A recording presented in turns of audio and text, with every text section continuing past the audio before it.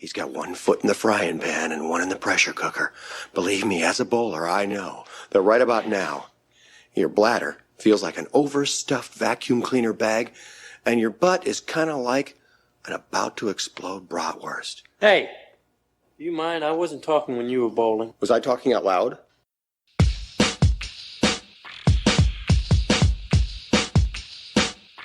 Welcome to Munson's at the Movies. My name is Kyle. I will once again be your host, joined here by the rest of the Munsons. Want to give them a wide berth. He's what is called a born loser. A real Munson. And talk a little bit about what's going on in the world. So we're going to start with Case this time. Well, we started with me last week, and I alerted everybody to the impending flooding because of the moon wobbling. Well, my phone and Google have decided to scare the further shit out of me by giving me a headline this week that a, quote, giant asteroid is headed to Earth. We could be so lucky.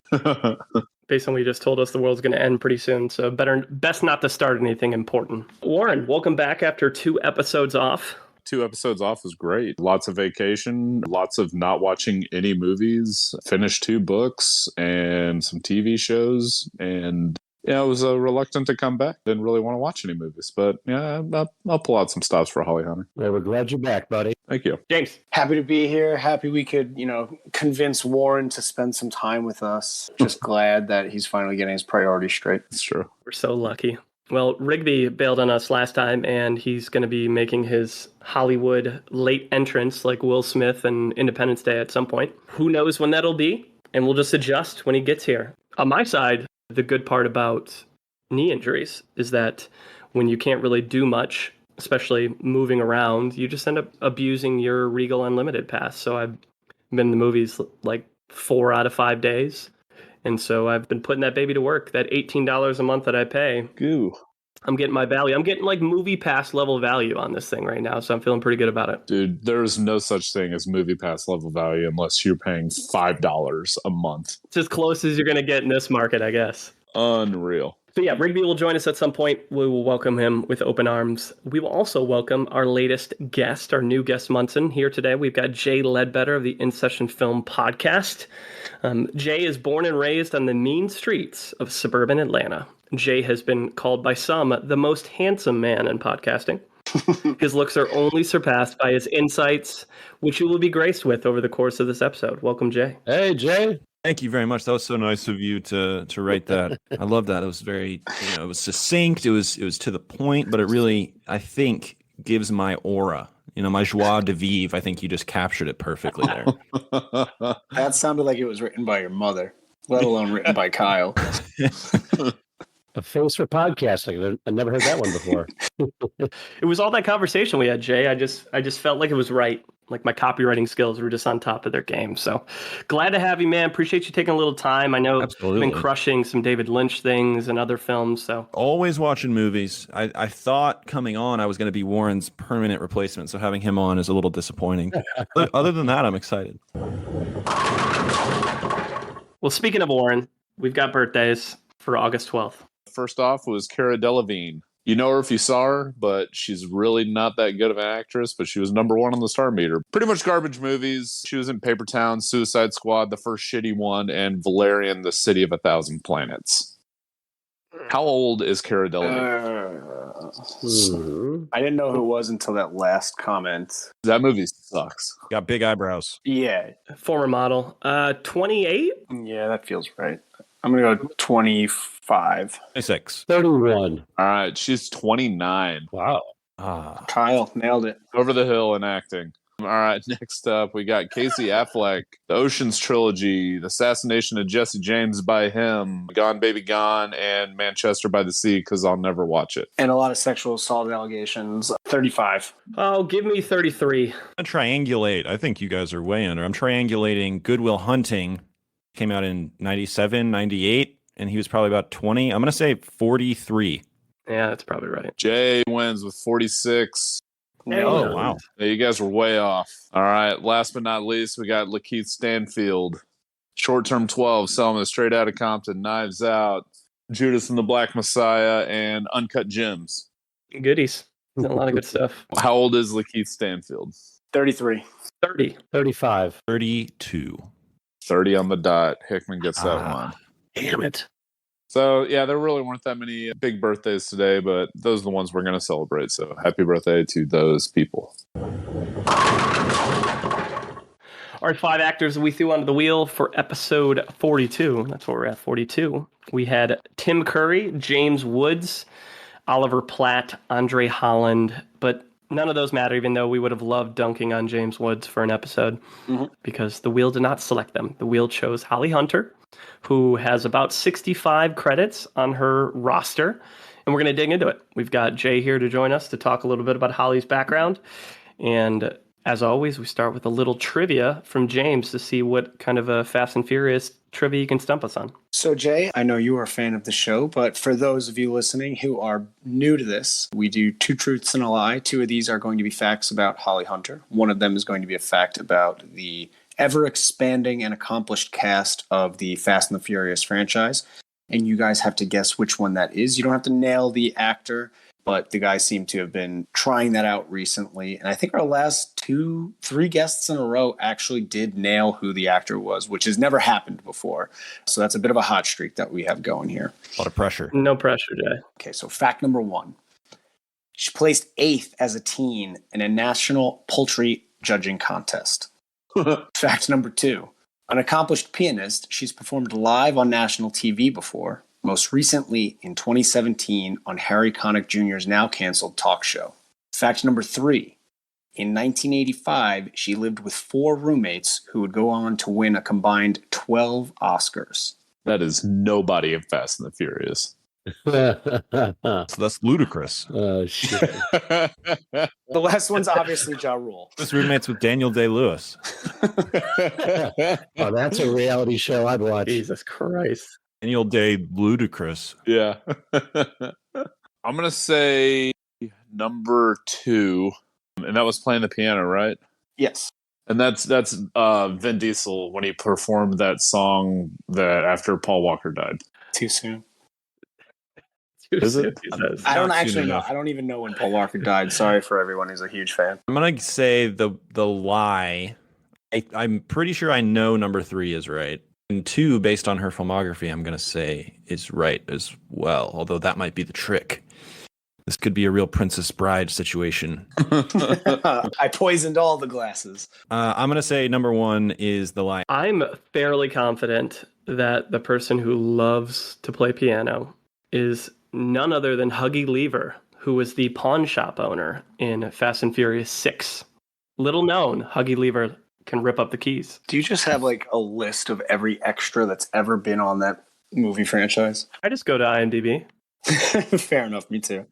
You know, that's how I found Hot Girl 1 and 2 for the second Fast and Furious movie. So I guess number 2, and this I'm already sticking with number 2. Number 2 could be right, especially if she did play the piano in the piano. Aside from getting molested by a super, super terrible looking Maori Harvey Keitel. So it is possible. Cool. Okay, so fact number 1 is true. She placed 8th as a teen at a national poultry judging contest. She was the youngest of 7 kids, grew up on a 250-acre farm in Georgia, and in the 10th grade, that was in 4-H.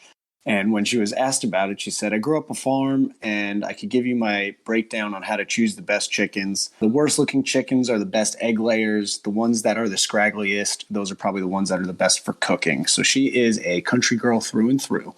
Fact number 3, in 1985, she lived with 4 roommates who would go on to win a combined 12 Oscars. That is true. She lived in the same house as both Coen brothers, Frances McDormand, and Sam Raimi in Silver Lake, a neighborhood in Los Angeles. Jesus. So that is quite a grouping of roommates. Wow. And fact number 2, you were right, it is a little bit of the poison from Princess Bride. She is an accomplished pianist, and she actually performed all of the music in the Oscar-winning role, the piano, that her character played.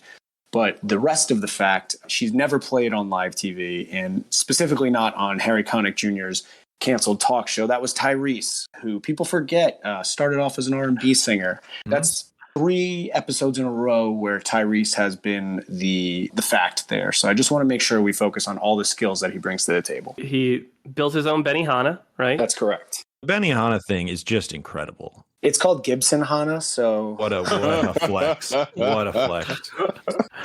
Mad respect for the man. one other fact I was going to bring up, but saw it in the show notes here, and it's just impressive. So we'll cover it as we go kind of through her lineage.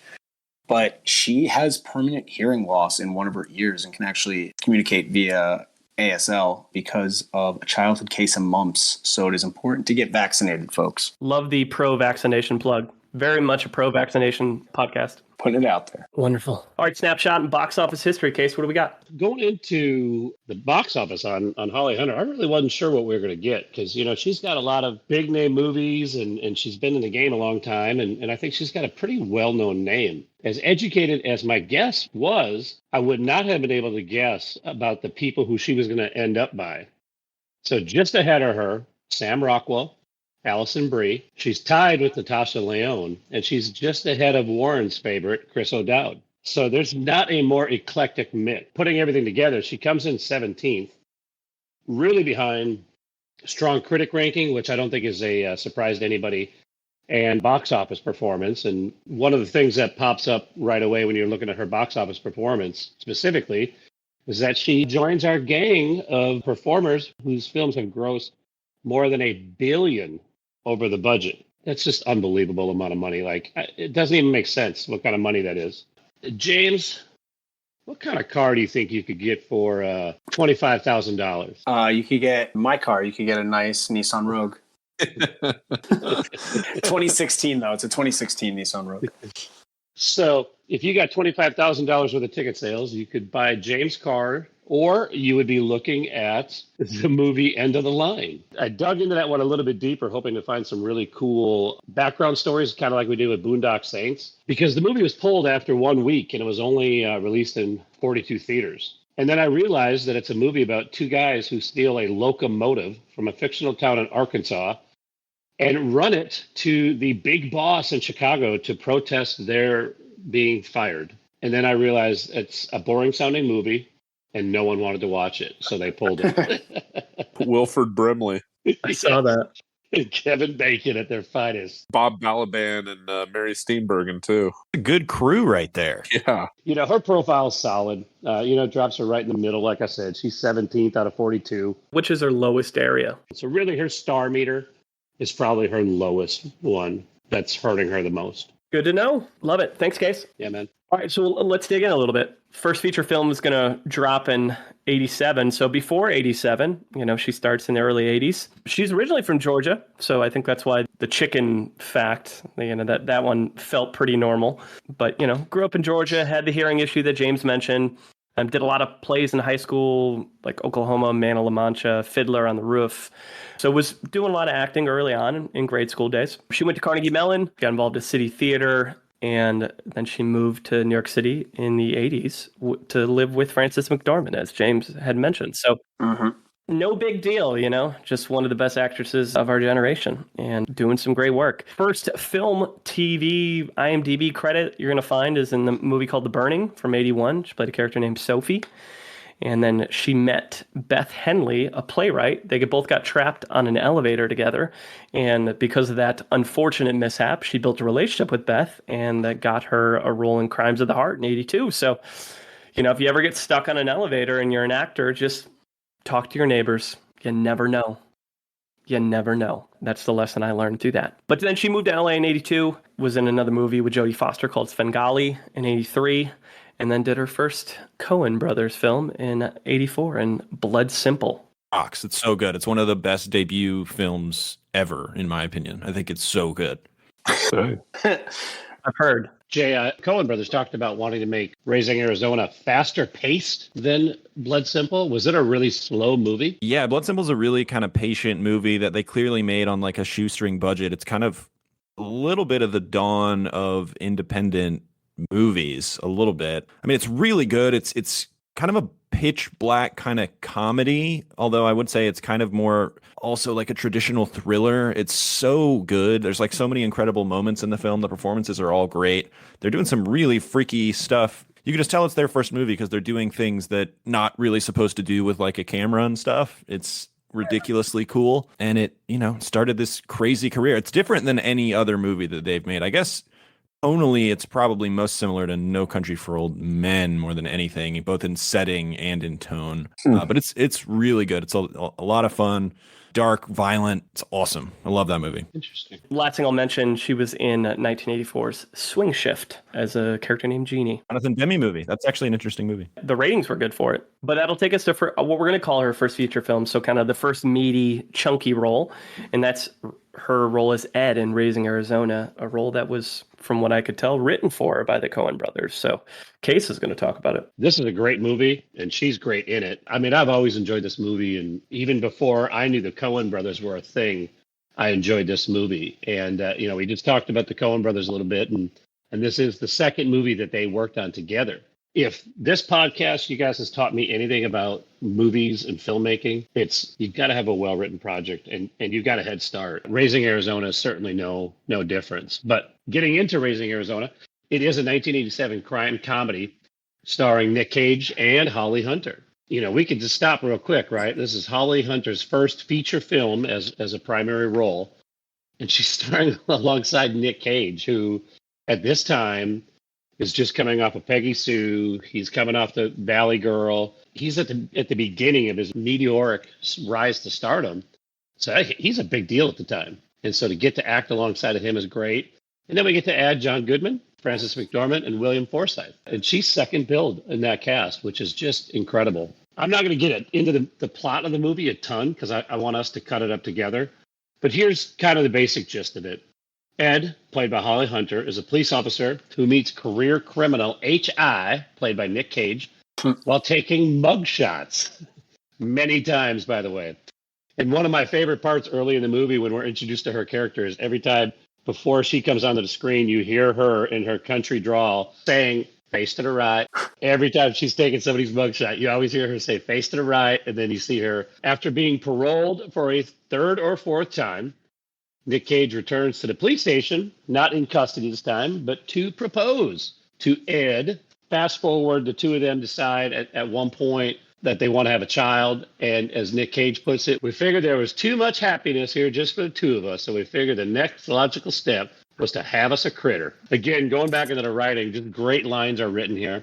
The two aren't able to have a child biologically. And then because of his extensive criminal resume, the two are rejected multiple times while trying to adopt. And again, Nick Cage has a great line where he says, "Biology and the prejudices of others conspired to keep us childless." So logically, they decided the best thing to do was to kidnap one of the babies of a high-profile couple who just had quintuplets, known as the Arizona Quints. Nathan Jr. Nathan Jr. Chemistry between Nick Cage and Holly Hunter is really good. Honestly, you could sit the two of them on the screen and just have them have a back and forth, and it would be great. One of the most entertaining police / convenience store worker / dog / vigilante chases on foot through a town. And then you've also got a merciless bounty hunter from hell trying to get Nathan Jr. back. So this movie really does have it all, and it's really a treat to watch. I found it thoroughly enjoyable. I think the kind of like, aw shucks, lovable idiotness that Nicolas Cage puts off is great. And then the like no nonsense that Holly Hunter's kind of honed for the remainder of her career, for you to see it kind of early in this, I thought it was right in her sweet spot. So you could tell that the role was definitely written for her, because to look so natural in your first major role, and it's a big movie and big claim to fame for a lot of, directors and stars, I was impressed. It's one of the better debuts of anybody we've covered up to this point. I just love how it feels like a cartoon. Yeah. The whole movie just feels like a cartoon. It's so much fun, so fast paced. It's so much different than Blood Simple just a few years earlier. She's so good. You see the country girl in her coming out in that movie. Mm-hmm. I mean, that's verging on like a perfect movie, I think. I mean, that movie's fantastic. Yeah, it was great. James, you pointed this out before. A lot of times when we get first feature films, it's a side role, and it's kind of, they're in it for like 5 to 10 minutes. Mm-hmm. I mean, she's one of the biggest parts of this movie. And I mean, this one's the big leagues, man. Great writing.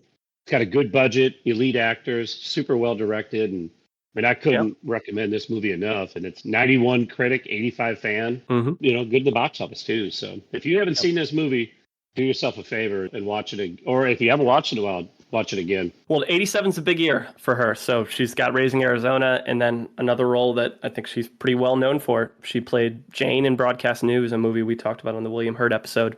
And she got her first Oscar nomination for that one. Yeah, my only issue with that movie was just how unrealistic it was, in the sense that there's a love triangle between Albert Brooks, William Hurt, and Holly Hunter.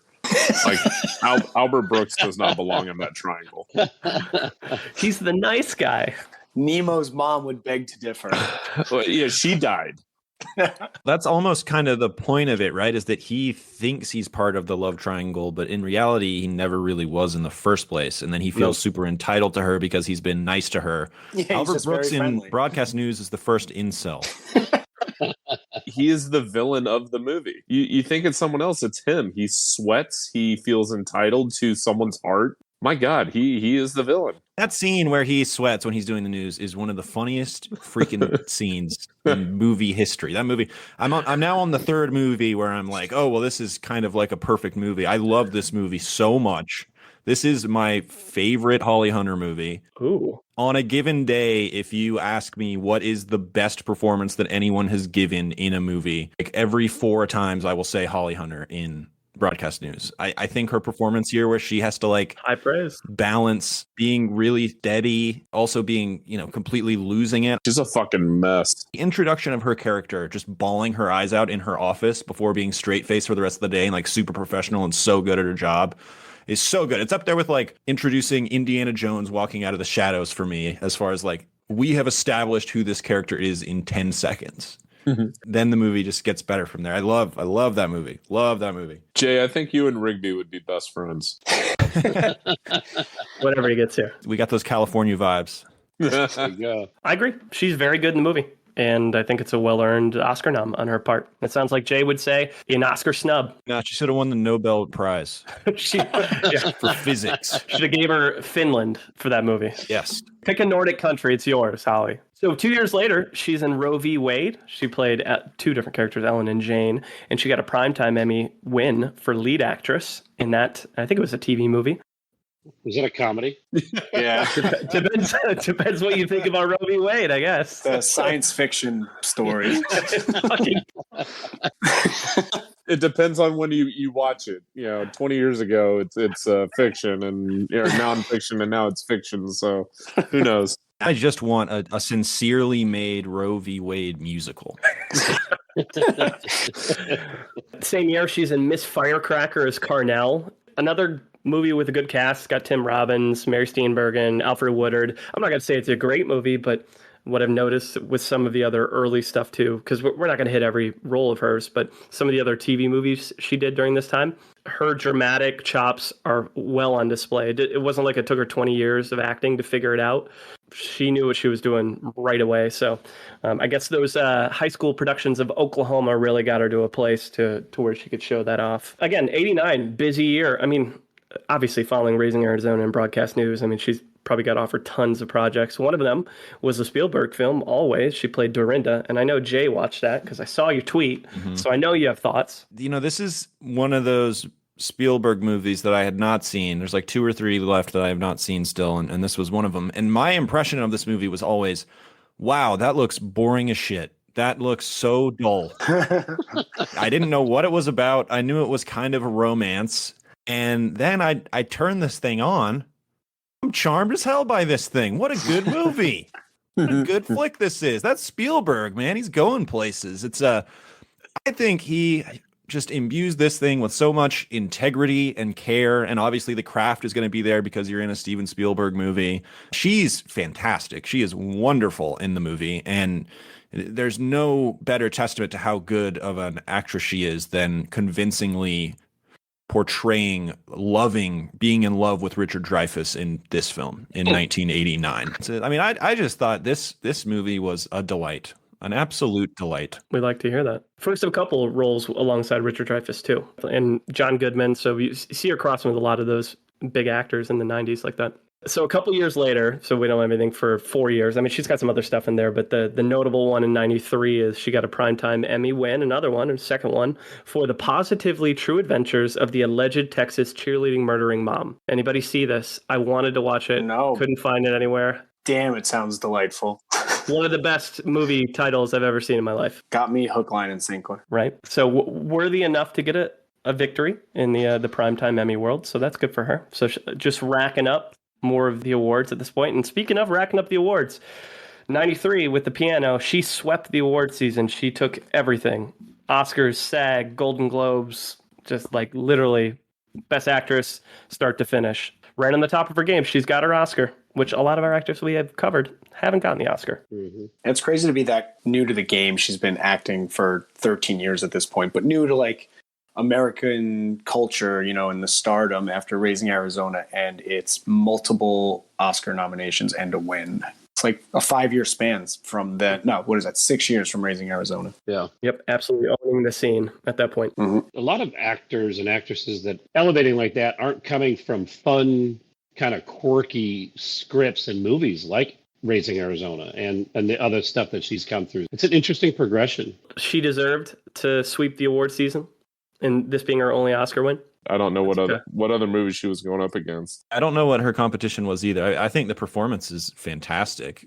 I'll give you the other four. It's Angela Bassett for What's Love Got to Do with It, Stockard Channing for 6 Degrees of Separation, our girl Emma for The Remains of the Day, and Deborah Winger in Shadowlands. Holly Hunter was up for Best Supporting in The Firm same year. Yep. Yes, she was. That's fucking cheating. Emma was up for supporting that year, too. She is one of 12 actors who have been nominated for supporting and lead Academy Awards in the same year. That's big time. Yep. Wow. 5 years into the game. She owned the early 90s, and the Piano certainly cemented that for her legacy, 100%. As Warren said, 93 as well. She's in The Firm. She plays Tammy. Got her Oscar nom in supporting, so she at least was putting her bids in for an award that year. Jay, you watched this today, right? I did, yeah, for the first time, and I did it because I wanted to knock out all of her Oscar performances. She is not in this movie very much at all. Yeah. Watching the film today, I was shocked that she got an award nomination for this movie. She's not even the most prominent female character in the movie either, but I think she's good. She's having a lot of fun in this movie. She's playing kind of a heightened, old school noir femme fatale kind of thing, and she has a lot of fun with it. I like that movie a lot. That's one of those 90s thrillers that they just don't make anymore. So I had a really good time with the movie, and I think she's good. Oscar worthy, I don't know, but she got her win that same year, so I'll give her a pass just because of how huge she was at the time. And she got to team up with Wilford Brimley again. That's exciting. The diabetes man himself. Dynamic duo. I did see photos of her, and it looks like she was rocking the haircut that Angelica Houston had in The Grifters, just a different hair color. That's what I noticed. Yep, very similar for sure. 95, 2 years later, she's in Copycat as MJ, playing a police detective type character. And I think, Case, you had mentioned like it almost felt like it was trying to be Silence of the Lambs-y. Yeah, it felt like it was trying to capture that Silence of the Lambs, and that's watchable and it's enjoyable. Probably the prelude to what we'll talk about later with Saving Grace, that if producers and other folks see her do really well in roles like this, as a detective, kind of leads her to her biggest television role later down the line. I enjoyed this movie. When I was looking at the reviews, I thought it was getting unnecessarily shot down by critics and fans, but then I've seen as kind of reviews have gone on, people have started looking at it a little bit more favorably. I think one of the reasons it really suffered, though, is it came out the exact same week as Seven. And ouch. Yeah, it got crushed at the box office because of that. Yeah. They did not put as much thought into dates of release back then, did they? No, they were just kind of winging it at that time, apparently. It's like, hey, here's a much better horror movie. Oh, who's that? That Fincher guy? He's nothing. It's fine. Yeah. Release it. Yeah. It'd be like releasing the Snake Eyes G.I. Joe movie on like the same weekend as the Avengers. It's like, yeah, it's like it might be good, but no one's going to go see it. The same year, she's in what some would call a holiday classic. I read some people wrote it's the best Thanksgiving movie ever made. Home for the Holidays. I watched it. I know Jay did too. I found Robert Downey Jr.'s character to be extremely exhausting, and it made it a tough watch.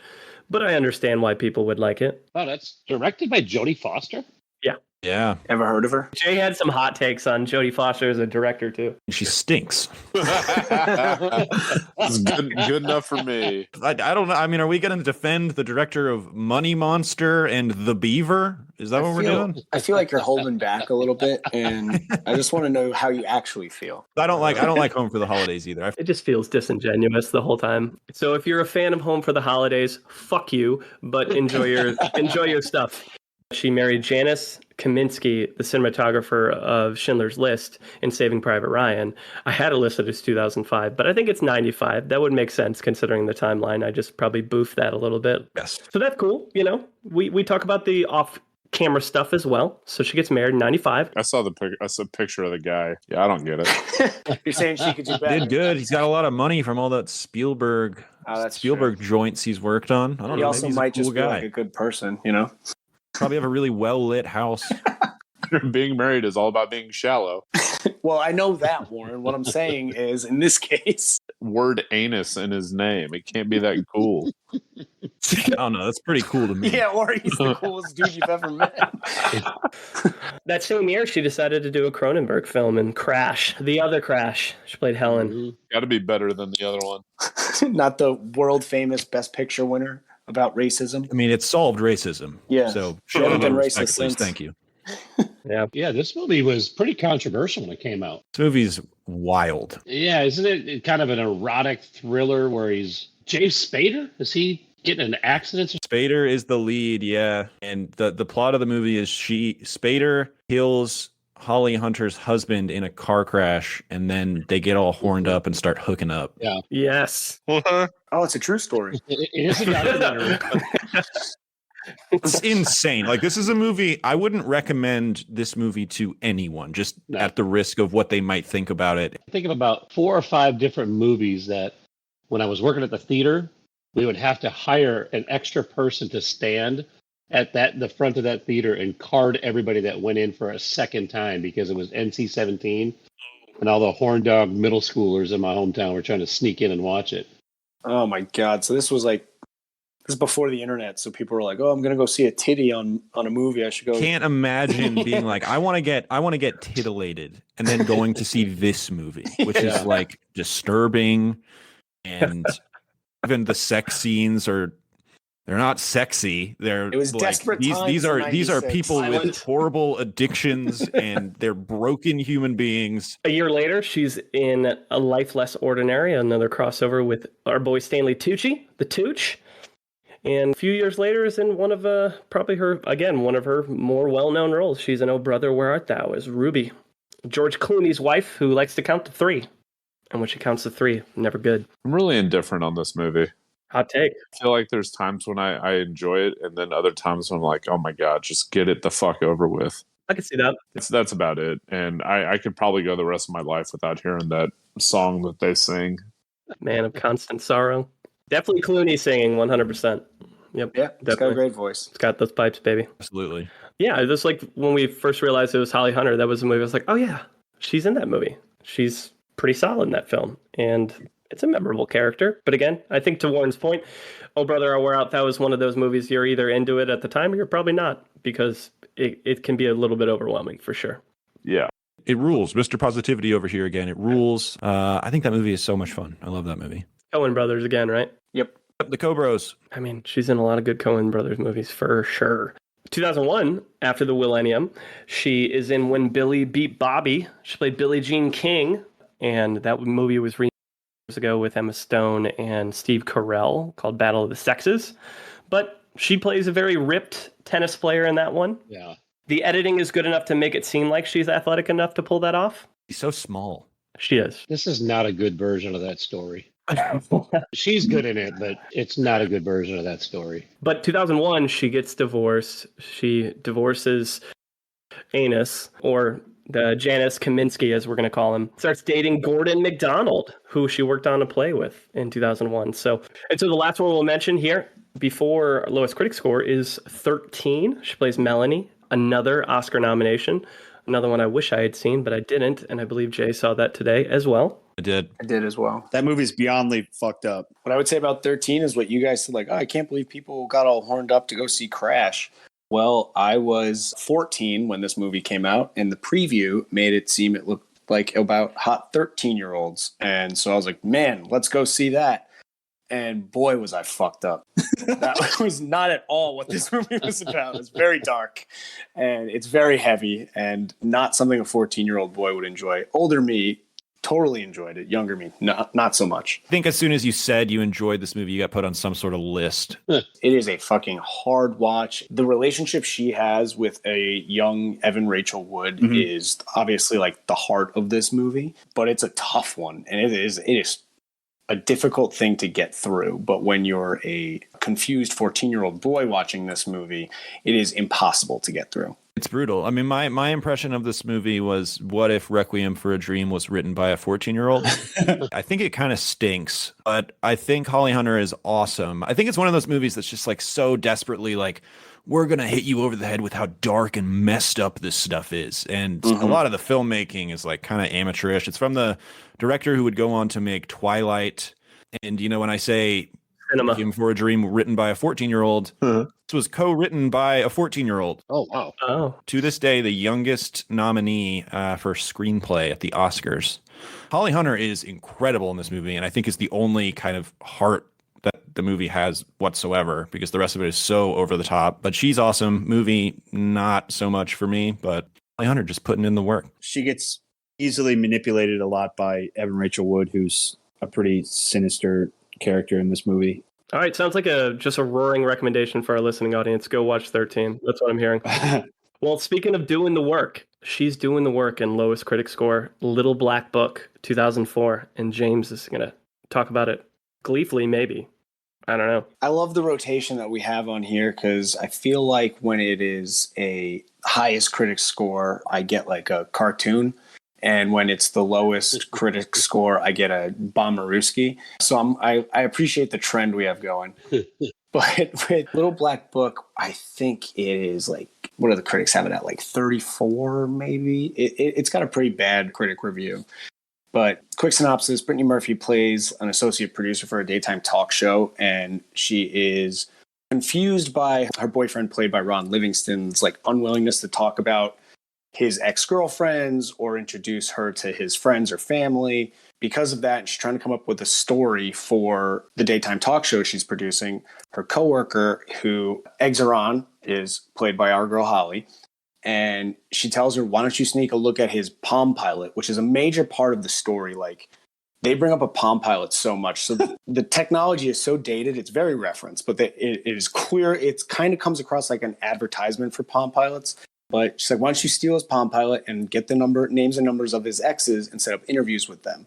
And, you know, try to get closer to your man while being absolutely devious the whole time. It's a terrible plan from the start, but it's like you can see when it comes to a rom-com why they would make that like the plot line of it. She ends up becoming like friends with some of them, and, you know, things go awry, and it's a classic whimsical rom-com, not really that realistic, but here's some things that happened. My review of this movie is it's hard to root for some of the main characters, because I think specifically Brittany Murphy, I think what she's doing to her boyfriend's fucked up. Like, I don't think you should, like, if you're in a good relationship, what are you doing? Like, what is this? I think Holly Hunter's kind of in her sweet spot, and she's playing like the no nonsense kind of I'm the smartest girl in the room, but I'm also a little wild, and I think she does well there. But the movie itself ultimately fell flat. I don't think it's as bad as the critics say. I feel like when a rom-com isn't that great, people can't wait to dunk on it, because I think they just don't like rom-coms that much. It sucked in the box office. Yep, it bombed. Bomberuski. So well-earned lowest critic score is what I'm hearing. But it's just not that bad. Like, it's okay. Yeah. Every review you see from this is like one of them I saw was funny, but it was way too harsh. It's like, it's a romance-free, comedy-free, romantic comedy. I was like, all right, one funny review, but like, come on, like, there's like some jokes that are funny. There's some like heartfelt scenes. It's just not memorable. Yeah. All right, Little Black Book, lowest critic score. Same year. Normally we have projects in between reviews, but you know, we had 2 reviews back to back in the same year in terms of just production schedule. So you've got largest critic gap on the back end of that in 04, and that is The Incredibles. And Jay, as our guest, Munson's going to step in. Normally our guests take my review, so in this case, Jay gets largest critic gap, and he gets a cartoon, which you know, it's a Pixar film world. We'll see what Jay thinks. Love a tune. Yeah, The Incredibles. Everybody knows The Incredibles. Holly Hunter plays what's her character's name? Helen Parr, Elastigirl. Yep. Is the matriarch of a family of superheroes in a world where superheroes have been outlawed.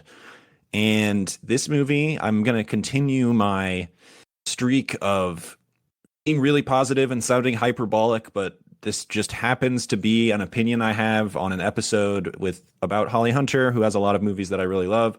I think The Incredibles is the greatest superhero movie ever made. I think it is top 3 like Pixar movies ever made. And I think Holly Hunter is perfect for an animated film like this. She has such a unique voice, that kind of southern, little bit of a southern thing where she's leaning into it a little bit more, I think, in this movie than she does in a lot of her movies. But such a distinctive voice. I can just hear it in my head just thinking about it. And her character is honestly like one of the better female superhero characters ever put on film as well. It's very respectful without like making her into this stupid girl boss or whatever. And she has some great action sequences and a lot of heart. And that's what this movie does have. This is from director Brad Bird, of the premier animation directors of the last 40 years or whatever. One of the best action directors working right now, if you ask me. It just happens to be in the medium of animation. And this movie is funny. You know, you've got the Frozone, Where's My Super Suit thing that became just so popular, took the world by storm. This movie was a massive hit. The sequel, which I think is very underrated, was an even bigger hit. It's just a fun ass movie.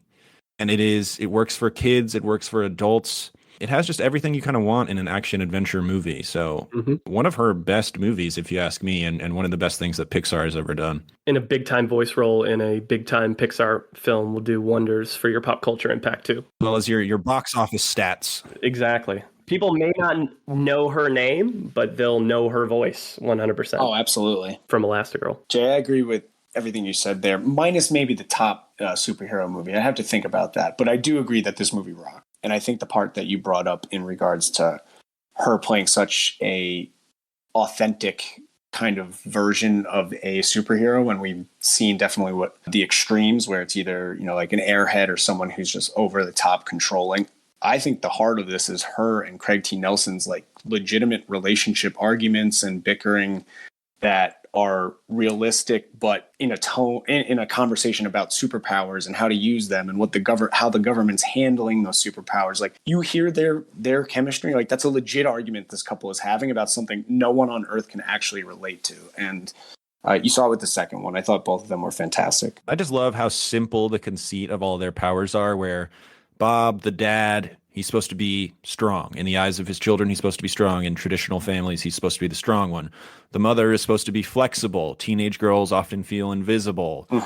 Young boys are super energetic and you can't keep them under control. And then the funniest one is that babies are just uncontrollable. And so Jack has like all the powers in the world, which is very funny. But just a really good conceit, really clever movie overall. It rocks. It's the second one with the raccoon scene, right, where you figure out all of his powers. Yes. Oh, incredible. That scene is so good. It's hysterical. Literally has like 7 or 8 different powers across the spectrum. You're like, oh, this kid is going to either wreak havoc on the world or be the greatest thing that's ever happened to it. I mean, that's definitely a film most of our listening audience has seen. So you were fortunate that you didn't have to explain a bunch of plot behind something. We could just kind of really dig into the characters and why people enjoy it. So That's the largest critic gap? That is largest. What is the gap? Yeah, what is the gap? Critics gave it a 97, so almost perfect score. Oh, boy. Audience gave it 75. Wow. What? Yep. 22? Sounds like some Russian bot hackery right there. Sounds like me in the theater watching a superhero movie and a cartoon, right? I legit don't know a single person ever who said they didn't like The Incredibles. I like The Incredibles. Thanks, Jay. Appreciate you, man. Next project we'll mention, 05, The Big White. She plays Margaret, a role very unique from the other stuff she's done. She plays a woman with Tourette's. Yeah. Her character's all over the place, and it's got Robin Williams, it's got Giovanni Ribisi. It's kind of a silly film. I don't think it's necessarily a good film. No. But I appreciate watching anything with Robin Williams, even if it's maybe not his best work. But she is definitely one of the standouts because she goes all in on the Tourette's character. I'll say that. And her and Williams were fun to watch play off of each other. Yeah, so it's a weird one, kind of like a money heist type film, but very, very different role for her comparatively to some of the other stuff we've seen. Didn't you cover Simple Plan? Yeah. Love that movie. Fantastic. It did have a Simple Plan vibe to it. Yeah, and it's like everybody just continues to make worse and worse decisions the entire movie. Except Holly Hunter. Yep. Yeah, not much agency there for her character, unfortunately. So she's in 9 Lives in 2005. Yeah, we get a little crossover with Dakota Fanning here, and it just so happens that they're both from Conyers, Georgia. Jay, is that near neck of the woods? It is near my neck of the woods. Yeah, I did not realize they were both from there. I knew Holly Hunter. I knew. I guess I did know that they were both from Georgia. But yeah, definitely a place I have been before. But it's more a place you drive by than you stay. That's a good fun fact. A good catch there with the Dakota Fanning connection. Someone we covered about 6 or 7 episodes ago with Sam. But yeah, her first TV work is in 2007, so it takes her quite a long time to step away from the film side. I mean, she did some plays in there too, so she's still been on stage. But to do some TV work, there we go. Right about that time too, she became a mom to twins. So good for her. And that probably is a major reason that led her to doing Saving Grace over those next 3 years. Because, when you're doing a TV show, the schedule's a lot more predictable than, doing a film shoot for 2 to 3 months and being away. So she was an executive producer on that. And she got Golden Globe, SAG, Emmy noms. I watched a little bit of it yesterday. It's hard for me to get behind a show where the entire premise is that God is real. I struggle. I can only watch that for so long, personally. What do you mean, Kyle? I don't understand. But she's a pretty commanding presence as kind of a piece of shit police officer who ends up getting visited by an angel named Earl who chews and is trying to convince her that this is her last chance to be saved by God. Well, it's kind of weird too because she considers herself a non-religious, like I can't remember what the term that it said on Wikipedia, but like irreligious. So like yeah, I looked it up. It means I don't give a shit. I was like, okay. It does not give any fucks.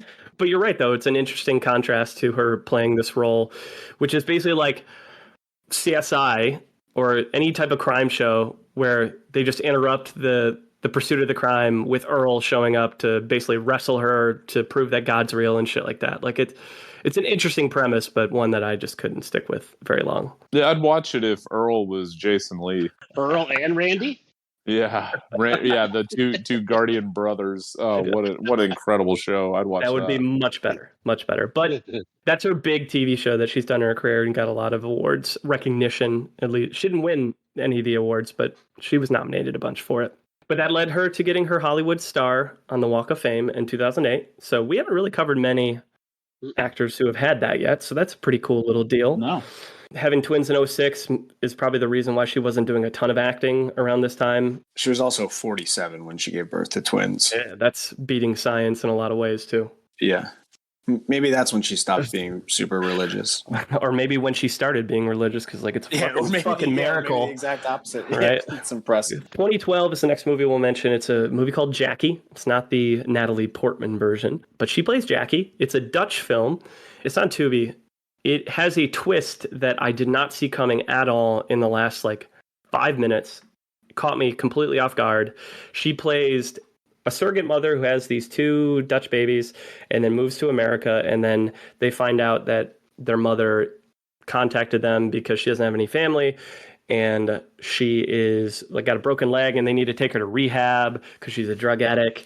And so it's these 2 Dutch sisters who come overseas to meet their mother for the first time. And they kind of resent her, kind of don't. And it's it's a road trip movie with who their mom is. And I'm not going to spoil the rest, but there's a twist at the end that completely caught me off guard, and I was very surprised. All right, so largest audience gap, 2012. It is Won't Back Down, and Rigby's going to talk about it. Different from Never Back Down, right, James? It's not Never Back Down. I checked because I was like, no, she was not in that movie. And then I was like, oh, nope, not the same one. Not the Jaimin Ansu rendition of this, unfortunately. Correct. I think I preferred that movie over this. This movie's kind of sucks. Won't Back Down is a 2012 drama film. Takes place in Pittsburgh, and it created some controversy when it came out because it basically, a movie from Hollywood you would think would be pro teachers and pro teachers union, but Nope. the movie kind of has a confusing message. So Maggie Gyllenhaal's daughter is a student, dyslexic third grader at a Pittsburgh public school, and the school is obviously failing her, which happens to a lot of inner city schools. You know, they're just not really up to par with what public education should be. Through this frustration of seeing her daughter basically going backwards in her life, Maggie Gyllenhaal's character devises a plan to trigger a state law, which if enough teachers at that school sign a petition, then the school can become chartered and privatized. So they could take it over and basically revamp the way that the school is taught. Where Holly Hunter comes in is she plays the head of the teachers union, and so she's the villain of the movie. I wish Holly Hunter she's good in it. She's blocking them at every turn, and then at the end of the movie she changes her heart and realizes that she's on their side. But I kind of wanted her to be a little more mean. Mm-hmm. The change of heart probably would have been a little bit more ridiculous had she been such like a bitch more in the movie than like all of a sudden she changed her mind at the end. But I don't know. I thought she could have been a little bit more villainous, if that makes sense. Viola Davis is also in it. She plays a teacher at the school who becomes friends with Maggie Gyllenhaal, and it's basically them trying to get this petition signed and change the way that her daughter's school is taught. The reason I mentioned that the movie created such controversy is because it takes the side of private schools, which is a pretty right-wing method of teaching, and I shouldn't say private schools, I should say chartered schools. And it paints the teachers union in a bad light, which obviously we think of Hollywood, we think they'd be on the side of the teachers union. So surprisingly, a lot of stars in this took this a pretty controversial message. They took the role in this movie. So that was kind of surprising. But at the end of the day, it's just a very cliched movie. I read just in some research that although there is like a state provision in California which lets teachers do this, or which lets parents try to do this, like it's never actually been successful. So it's basically just like a fairy tale, this movie. Even though it says it's inspired by actual events, no one could actually see what events actually inspired it. I could see the audience gap. I could see where a lot of people walked out being like, that was lame. I wasn't the biggest fan of it. I'd rather watch Never Back Down, if I'm being honest. Nice. It's literally anti-union propaganda. It's so weird. A lot of talent in this cast, man. Oh, the cast is crazy. Yeah. Like Bill Dunn's last movie, which if you know who that is, he's Radio Raheem and Do the Right Thing. Big guy from a lot of Spike Lee movies.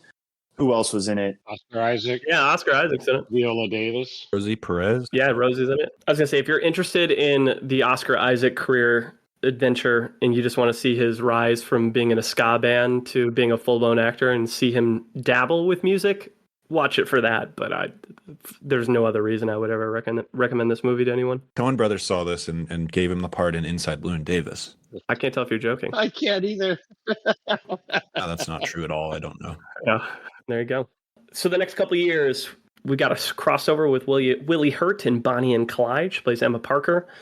She's in a small indie film called Paradise, which is the palate cleanser I watched right after Saving Grace, which in the first lines in the movie, Julianne Hough tells her religious congregation that there is no God. So it was a great balancing act after Saving Grace for me, and a lot of featuring of old Vegas, which is kind of fun if you've been to Vegas, and I enjoy that part of town.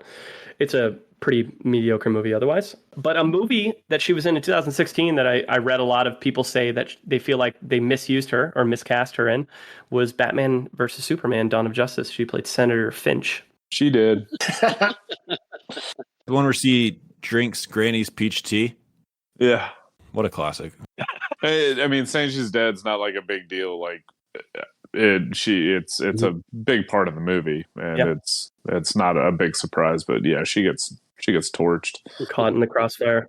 She's fine. She's a lot like Gary Shandling's character from Marvel. I know that goes over your head, Rigby, but that's exactly what it is. What was his character? He's a senator. He's the senator who's like secretly working for Hydra. Yeah. Oh. Gary Shandling's last thing he ever said in a movie was "Hail Hydra." Yeah, that sucks.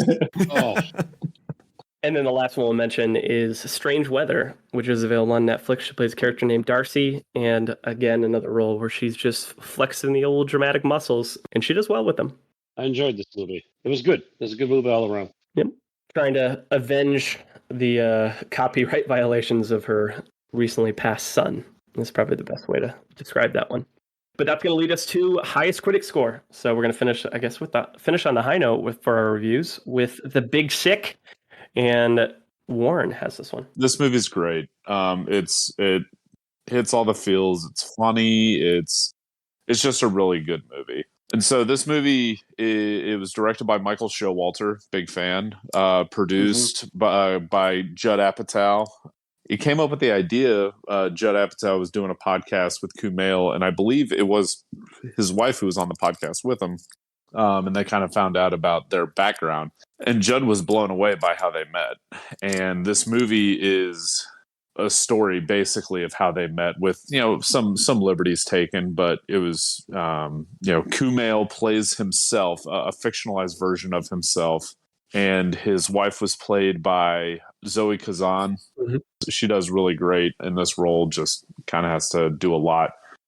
But so the whole thing, just kind of in general, it's Kumail is Pakistani descent, and he was raised basically knowing that his family was going to set him up in an arranged marriage, and he didn't want anything of it. He's the black sheep of the family.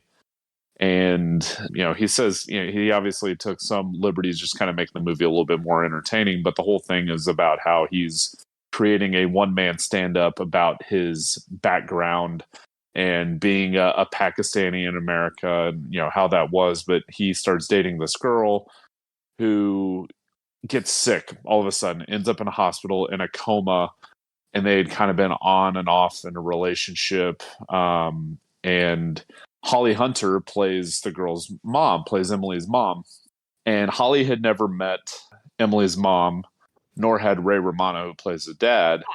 Mm-hmm. And they're awesome. They're awesome together. Mm-hmm. They're a great couple. He's very even keeled.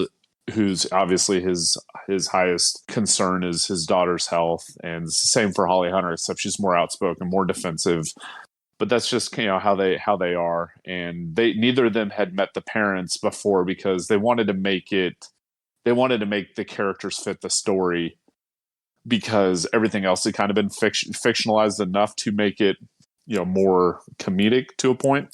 But once she met the mom, she said that the mom really enjoyed having her do the role that way and everything. But Holly Hunter was great in this. She's snappy. She's, cusses a lot. She's just, she's a genuine mom in this role, and you can feel it. I rewatched it again this morning, but there was a hilarious part, when Kumail first meets the parents, and they don't show up till about 45 minutes into this 2-hour movie, and they're sitting down at a table, and Ray Romano goes, "So, just want to get to know you a little bit more, and just, let's start with 9/11." That fucking joke killed me. And he's like, I'm anti 9/11. If that's yeah. He was like, what do you mean? Like, it was terrible. Like, I'm not about it at all. He goes, it was a terrible day. We lost 19 good guys that day. 19 of our best men. Yeah, 19 of our best guys that day. And I was just like, I forgot that had been said in the role, but I was like, okay, yeah, that's the perfect Kumail joke for that. It's a good movie. They show some pictures of Kumail and his wife in real life afterwards, and it's a good heartfelt movie, and I recommend it. It's a good one. I love this movie. I do remember my biggest takeaway for this movie just being Hunter and Ray Romano more than anything. I think this movie's okay. I enjoy it, but I don't love it. That 9/11 joke is by far the best part of the movie, but and he was so good here, and Holly Hunter, you're right, really powerful, strong performance. They were my favorite part of the movie, so shout out to them. Right. One thing I found refreshing about Holly Hunter's role in this movie is that the mom and the daughter have like a really close relationship, to the point where just because the daughter's in the coma, like the mom is an extension of her because of how close they are, and you don't normally see that portrayed on film, something like that. Like when Kumail shows up, like he's not welcomed. It's like, why are you even here? Like, you don't want to date my daughter. Like, get out of here. When he comes back and he's trying to sit next to them in the lobby, and she literally puts something on the chair next to him. He's like, okay, well, I'll just go sit in the middle of the lobby. All right. Sits on the opposite end of like the cafeteria, and Romano has to wave him over. It's a good movie. Good one for Warren to catch coming out of his mini retirement. All right, well, let's round this thing out. We got a couple more years to hit, and most of it's TV. First, we've got, I think, the only Terrence Malick film she was in. She was in Song to Song, a very forgettable 2017 movie. She's only in a couple scenes of it, so and there's probably not much to discuss there, but at least added the Malick to her resume. She has a recurring role on Here and Now in 2018, another big show that she was in a lot of. We mentioned earlier, Incredibles 2 reprised her role as Elastigirl in that one, where she definitely takes a more pronounced role in the second one. You know, it's all about her character kind of carrying the superhero flag. I heard a story from Rashida Jones, and it was called the best like story she could tell. And she's like, I'm doing Incredibles 2, and I'm a huge fan of Holly Hunter. And I finally see her, and I'm, panicking because, this is an icon to me. And she had like a walking boot on, and she's like, and Holly Hunter asks her, like, oh, how'd you do that? And she's like, I was playing tennis the other day and I fell. And she's like, oh, you're a big tennis fan. And she goes, I panicked because I'm not. I was just playing, and that's how I got hurt.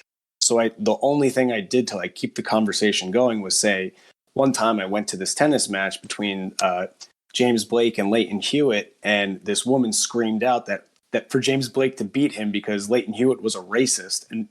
And because tennis is quiet, like everyone gasped and the players had to like acknowledge it. And she goes, and Holly Hunter responds to her and goes, yeah, that was me. I was really conflicted on if I should have said anything, but like I felt good afterwards that I did say something. And it was a true story. That iconic voice going to stand out like a fucking sore thumb in the middle. Exactly. At golf or tennis, that's going to stick out 100%. But let's talk about Succession. I know we've got some fans on the pod. Great show. And she's awesome in it. She plays the rival CEO of Waystar Royco, which is the company that the show is based on. She gets dragged in the second season. She's not in the first season. And I read an article from NPR that she hadn't seen the first season when she was offered the part in the second season, and she binge watched the first season of it. And she's like, she knew she had to take that role because she was so obsessed with it. From fan to supporting actress in the second season. Good for her. She's great. It's the company that the show is based around is like, it comes across like a Fox News, Disney conglomerate if they were one and the same. And she's the extension, like lawyer or PR for like the CNN of that show. And so she's the no nonsense, like cuts through the bullshit. Like, it's like, you're grimy, I'm just on the other team. Like she's really good in it. Sounds right on brand. She's shown that she can fill commanding roles over and over and over again, to the point where I was watching interviews where she's like, yeah, a lot of people are intimidated when they're around me on sets because they've seen me act and they see and she's like, it's hard for me to like hang out with people outside of it because I'm also kind of, I don't know, she's just intense. She's a very intense personality. It's not just a stage persona. All right. So last couple of years here, again, more TV shows, another political role. She plays Sally Yates in the Comey Rule in 2020, a recurring character there. A little crossover with Maya Rudolph in Bless the Hearts, an animated cartoon. And most recently, alongside Ted Danson in Mr. Mayor here in 2021, another new show. Let's dig into some top performances. Rigby, what do you got for us? Yeah, so I got a list from Gold Derby. It's a website that specializes in predicting like awards shows and like Oscar season. Basically, they pick what's going to win, and you try to take them on basically. So yeah, this list is actually 12 movies, but let's just do the top 10 just for old time's sake. When did it come out? 2018. So I think right around the time The Big Sick came out, and it's just films. It's not TV shows. You knew the questions we were going to ask. Incredibles 2. Incredibles 2 hadn't been out yet. Okay, and then Incredibles 1. Yeah, that's number 4. Fair enough. Raising Arizona. Number 3, nice job. Big Sick. Piano. Big Sick is 6, and The Piano is number 2. Broadcast News, number 1. Broadcast News, number 1. Smart list. Nice job. Put it on the board, yeah. Calls his shot. We need 5, 7, 8, 9, and 10. Firm. The Firm. Firm is 9, yep. 13. 13 is 7. Oh, brother, where art thou? Yep. God, we're on a roll. That's number 8. Fucking murdering it. We need 5 and 10. Little black book. No. Way to go. There's always one that we didn't talk about, some like weird role. I bet Crash is on there. Crash is number 5. Nice job. Ooh. Wow, good call, Jay. Are we missing Blood Simple? No, it's too small. Nope. We're missing number 10, right? Right at the end? Yep. Which one is clinging like a turd? All right, The Positively True Adventures of the Alleged Texas Cheerleading Murdering Mom. Nope. Damn it. Copycat. Nope. Should be. The Big White. Nope. Always. Ooh, the big white. That's a good guess. Always is number 12 on this list, but we're not counting that. So There you go, Jay. Oh, that means we haven't even peppered 11. All right, we're nowhere close, man. Roe v. Wade. nope. What are we missing? What's the big one? I'll give you a hint. It's got Wilford Brimley in it. Danny DeVito in it. Danny DeVito's in it? Yeah. Oh, 13. No, we already mentioned that. You may not have talked about it because All right, I haven't seen it. movies from the 90s, and I wasn't in that conversation. So hit us, or I hit was us with it. Living Out Loud. Oh, yeah. From 1998. We did not mention it. I told you there's always one that we didn't discuss. Hunter plays Judith Moore, a woman whose life begins to fall apart when her doctor husband leaves her for another PhD. She strikes up a tender friendship with her apartment's building manager, which is DeVito, a lonely man with gambling problems. It sounds pretty good, actually. Sounds like Uncut Gems. It just sounds like Uncut Gems. Cool. That's a good top line. We did well. So what were the top 3 again? Just a recap. Broadcast News 1, Piano 2, and Raising Arizona 3. I mean, other than 10, like, you guys crushed that. I mean, I feel pretty good about that top 3. You could probably interchange a couple of them, but I feel like that's pretty much our top 3 no matter how you pick it. For sure. Hey, first feature film is in the top 3. Again, to Craig's point, not something we normally see. So what we do here, Jay, you know the rundown, but for those listening for the first time that have, ventured down the Munson's territory, the way we do this, we rank every actor on a scale of 0 to 100 based on a variety of factors. Those factors could include longevity, project choice, their pop culture impact, what their acting range is like, awards footprint, other talents that they might have, personal life, their comedic chops, box office success, so tying a lot to Case's numbers that he gave us earlier, and anything else that matters to you. We will get it started this time with Case. I like Holly Hunter, and I've really enjoyed learning more about her this episode. However, even coming out of this episode, I've never really been, nor do I feel like I'm really going to be really drawn to a Holly Hunter film. Having a career that spans nearly 40 years is wild. One thing that impresses me was her ability to rise to elite status in the 90s and 2000s. That's a really impressive thing that she pulled off. She ranked 17th out of our 42 actors is pretty impressive, considering, again, the length of her career and being able to stay relevant. With all that being said, I'm going to give her a 73. Warren. Just learning more about her awards footprint and some of those big movies like The Piano. You go on Wikipedia and you look at that. There are 15 different awards and it's green. She won that for all of them. Very, very few movies that we've covered have done that. Mm-hmm. And then nominations also in TV, and then, nominations for other movies. Definitely kind of puts her on the same level. Not as many movies as Emma Thompson, but looking at women that we've covered, she's probably the closest to her. I like comedies, and I think she hits comedies really. I think she can hit comedies really well, and I would love to see more of it. And that's part of the reason why I liked her and The Big Sick so much, is that she was able to hit all the emotions and then also bring the comedy. So I can't promise I'll go see her best movies, but I'll definitely see a movie when she comes out in it. But like Craig said, she's not what draws me in, but she'll be what keeps me there. I like that. I'll give her like a 79. That's pretty high for you. Yeah, it is, but she deserves it. She Raising Arizona, good movie. The Incredibles, good movie. Being 65 films, she's got a higher success rate on those movies than most of the people that we cover. Good points. Mm-hmm. Rigby, even though you missed the 80s and 90s, but hit us with the rest. Yeah, I mean, I'm a huge fan of Raising Arizona, The Firm. I've only seen The Piano once, and I don't really remember it as well as I probably should. But the fact that she cruised during award season that year kind of says it all. And that's where she gets the most points with me, is her awards footprint. How many times has she been nominated? 4? 4 times for Oscars. Yep. Yeah, I mean, that might be the highest of anybody we've covered so far. So I think that's a pretty cool thing to recognize. Different roles. I mean, it shows her range and all different decades. I mean, she's been in the game since the 80s. So great career.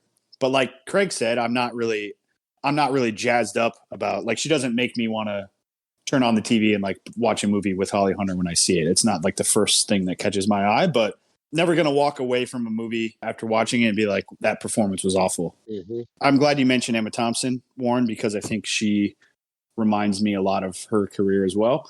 So I'm going to give her the same score. I think what I gave Emma Thompson right around here is an 81. All right, Jay, our guest Munson, pop in. I was really excited to do this episode, not only because I had some blind spots, but also because, like I said earlier, I think she is given, at worst, one of my 5 favorite performances ever put on film. Wow. That gets you to an 80 right there. You're at a nice 80. Sure. Let's throw in also, this iconic run for me from like 87 to 95 with Raising Arizona, Broadcast News, Always, The Piano, The Firm, Crash. You're talking about Cronenberg, Spielberg, James L. Brooks, the Coen brothers, Jane Campion, Sidney Lumet. What else does a person need to do in their career? I mean, people would kill to have that on their resume. Yeah. I think it is kind of unfortunate that she was pushed aside a little bit into the mom roles as her career went on, which is sadly how it goes a lot of times in Hollywood with female performers as they get a little bit older. But she did have some later really great performances as well, mostly, again, as moms. But I ding her a little bit for longevity as a true, like, force of nature. The fact that she was a force of nature for a decade. I'm going to give her an 86 there, bump her up 2 points for being a fellow Georgia Peach. Let's call it an 88. Boom. Love, love, love it. James, I think you're up next. Yep.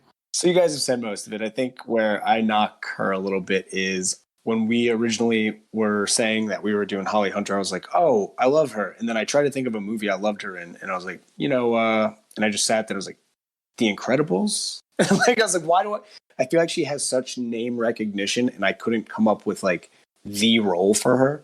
And so for that reason, I kind of knocked her a little bit on that. I think she's great in everything that she is in. And I think she gets awarded properly. And so that's why I agree with you guys on that. But the name recognition wasn't quite there for me. And then I realized that I like her in some shitty movies. And so the movie box office success, I guess, I take into more account than I originally thought. But I love her in everything she's in, and I appreciate that she's very open and honest about why she does or doesn't choose roles. Like she'll be like, "Oh, it was the greatest script I've ever read in my life, and that's why I chose it." And then she'll say, "Well, I was in a lot of debt. I bought a new house, and so I just needed a role, and I took that." She's like, "I choose roles based on anything," and I appreciate someone who's like that blunt and honest about their career. I came down to my final score. I gave her a 78. Round us out, James. I was going to make the exact point. The interview I saw, she was like, yeah, sometimes you just do the movie for the dough in her Southern accent. And I was like, yeah, that's right on point. You don't hear actors say that very often, and I appreciate the pragmatic side of that. Reminds me of that great Michael Caine quote. They were talking about he was in Jaws something or other, right? And Jaws 4. Yeah, and somebody asked him about it in an interview, and he was like, I have not seen the film, which by all accounts is terrible. I have, however, in the house it bought, it is magnificent. I did, however, get the paycheck. Oh, that's great. That was the best impersonation we've heard on this podcast. Yeah, that's why. We don't get a lot of it. And I'm usually the one who does them. Apparently you haven't had very many good impressions then. Although Michael Caine is kind of a layup for at least like a sentence or two. Yeah. Michael Caine. Yeah. I'll round us out. So you guys mentioned a lot of things I would have. Got all the awards, Emmys, Oscars, BAFTA, Golden Globes. So you got to love that. Her accent is so iconic to the point where like I've watched other actresses like Sarah Paulson get asked to do celebrity impressions on like Jimmy Fallon. And she did one of Holly Hunter going to a gas station and she nailed it to the point where like, yeah, that's her voice. So she gets points from me for just having a really iconic voice in the game. Similar like Keith David is probably the comparative actor I would use for ones we've covered.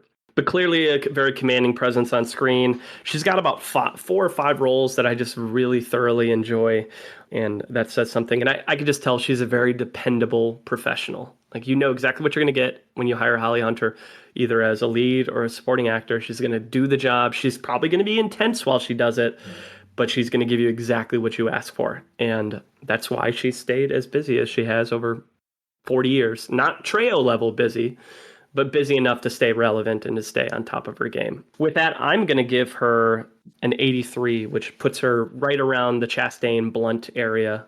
To your points, I think she's the closest thing to Emma Thompson that we've covered yet.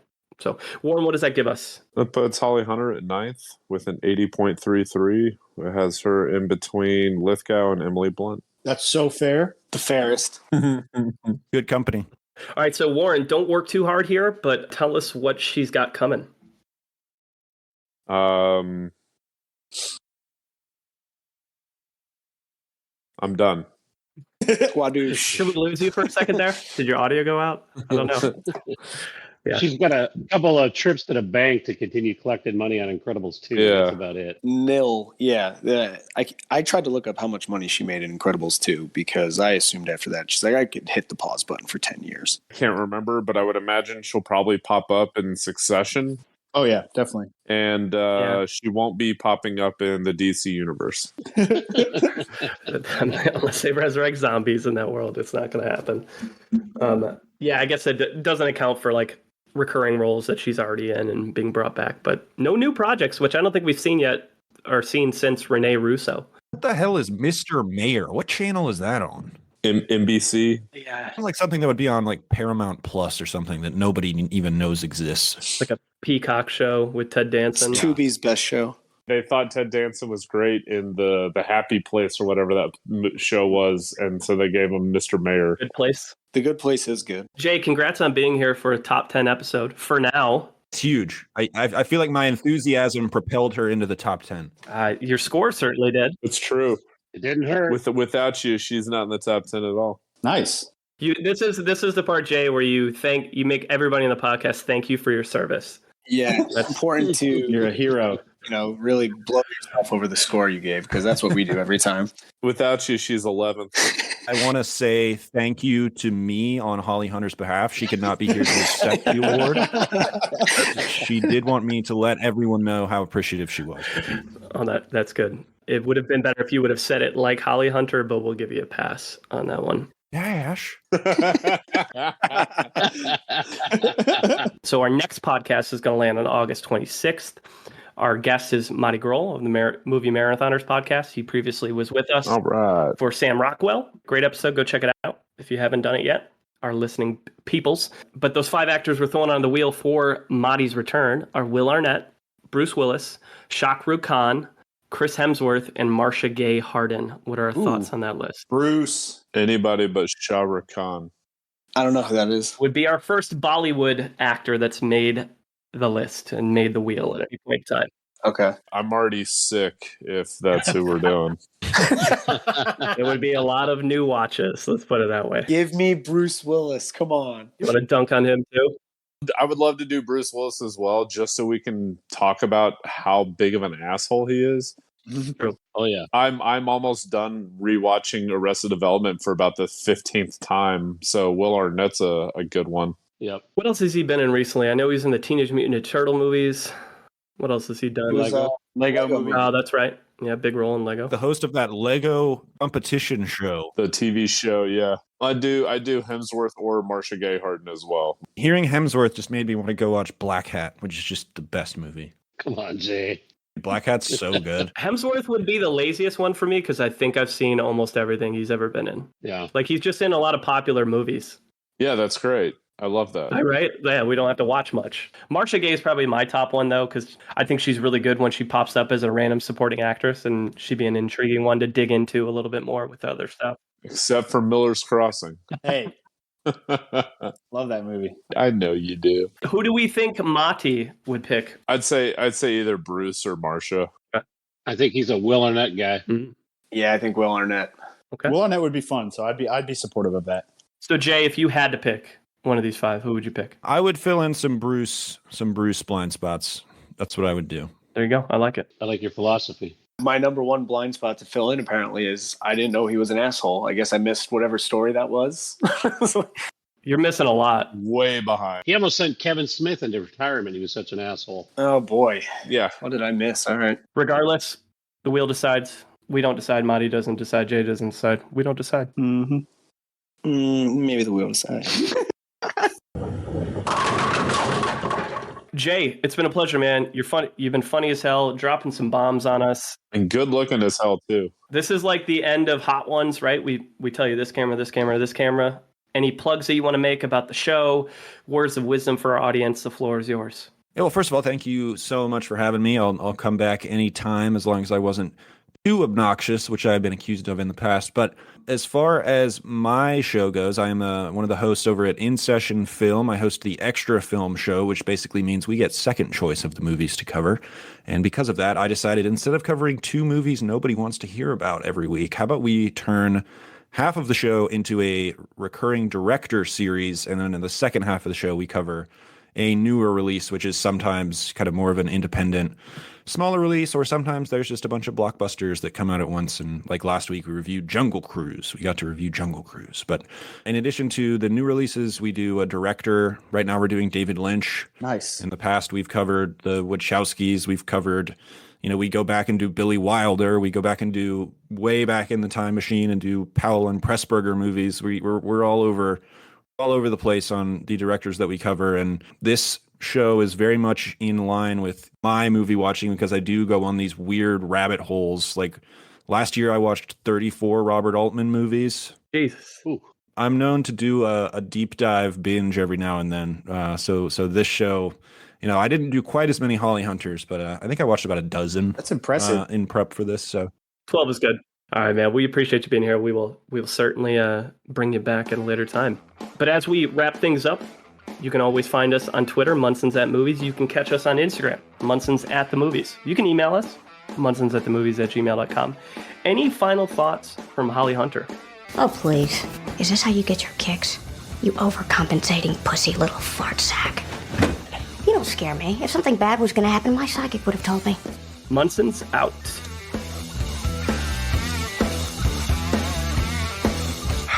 All right, let's go. Thank you for the education, gentlemen. We've just received a PhD in stupidity. Doctor, shall we?